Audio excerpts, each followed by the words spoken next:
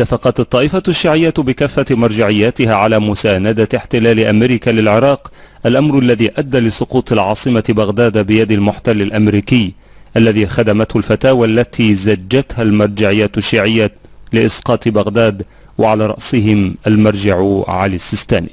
وقد وصلنا للتو قبل حوالي ساعة فتوى قد أصدرها سماحة اعتلاء العظمى سيد السيستاني يطلب فيه من المؤمنين عدم التدخل والوقوف محايدين وعدم عرقلة عمل الحلفاء. لم يكن تعاون السيستاني مع الأمريكان هي التهمة الوحيدة التي كشفت حقيقته لأتباعه، وذلك من خلال تعاونه مع الإدارة الأمريكية بقيادة الحاكم الأمريكي للعراق بول بريمر، حيث أثبت الأخير أنه كان على اتصال مستمر معه حول القضايا الحيوية من خلال الوسطاء.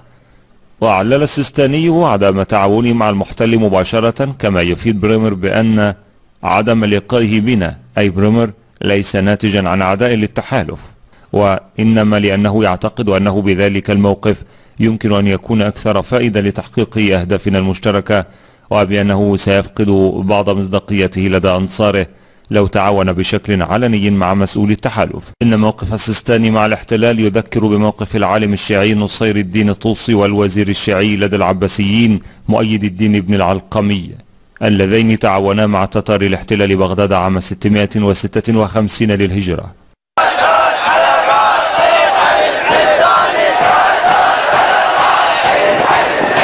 كذلك كشفت أوساط شيعية بما أسموه فضيحة فساد مصفاة ميسان التي دارت حول قضية الشركة الوهمية السويسرية التابعة للصهر علي السيستاني جواد الشهرستاني، ومعه محمد رضا السيستاني ابن المرجع نفسه.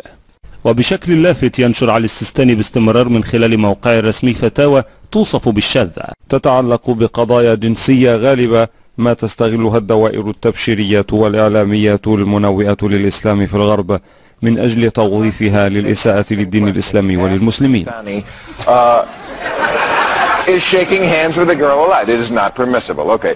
Then I swear to God, excuse me, this is right from his website. Is anal intercourse permissible? And Sistani says it is strongly undesirable, but bound to wife's agreement. So in other words, permission is bound to, in other words, if the wife says okay, you can do it in the naughty place, but don't shake her hand afterwards.